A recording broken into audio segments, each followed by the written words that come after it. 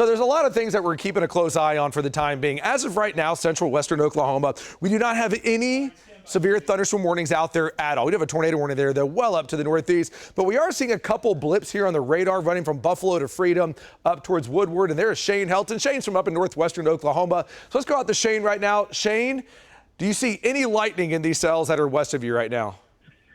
You know, the crazy thing about that is I haven't seen the lightning, but Tucker has. Tucker told me just a minute ago, he goes, hey, I see lightning in those storms over there.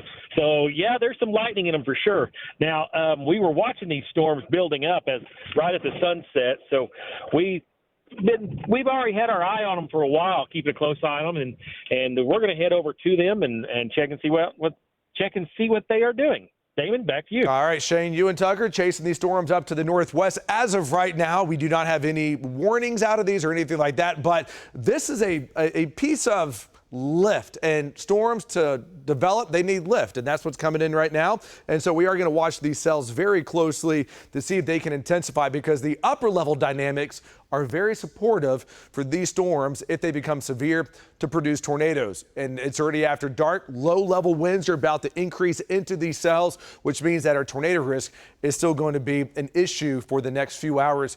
Meteorologist Joseph Neubauer, I know you've been watching all the newest data coming in closely. Walk us through what everyone needs to know as they're getting ready to go to bed in the next few hours, Joseph. Next few hours, certainly key. Never liked the nocturnal threat there, Damon, but you can see the tornado watch still ongoing.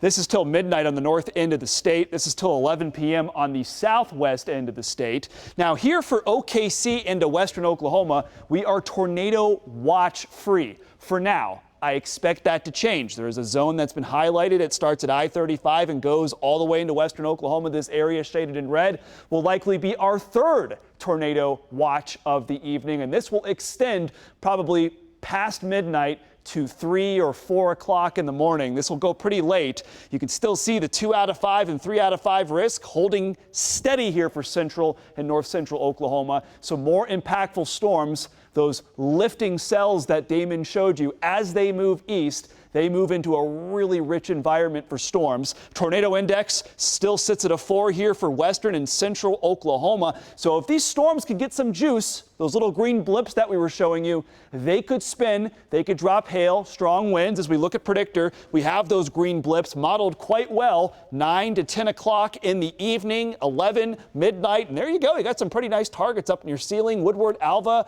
Cherokee, Ponca City. We'll keep an eye on those. You can see a little less bullish maybe for the western and southwestern end of the state as that rolls into OKC by 2, 3 o'clock in the morning. We're done with this event.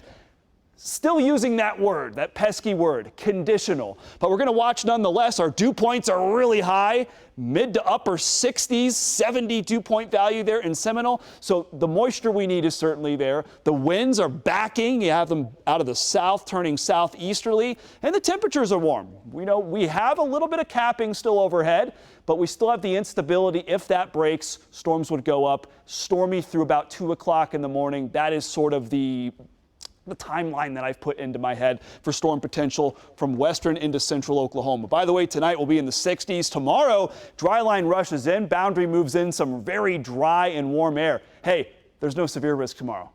Don't say that too loud. We don't want to scare it away. Upper 80s, sunshine, a warm, really nice day for tomorrow. Cold front will start to creep in across northwestern Oklahoma. Cold front really slides in on Tuesday, and that will bring us one more chance for storms on Tuesday down in southern Oklahoma. That's labeled an impact day down near the Red River. We could see maybe a few severe storms. So Tuesday afternoon and evening, southern, southeastern Oklahoma will need to watch. Hey, I got more rain. That's going to be Thursday to Friday.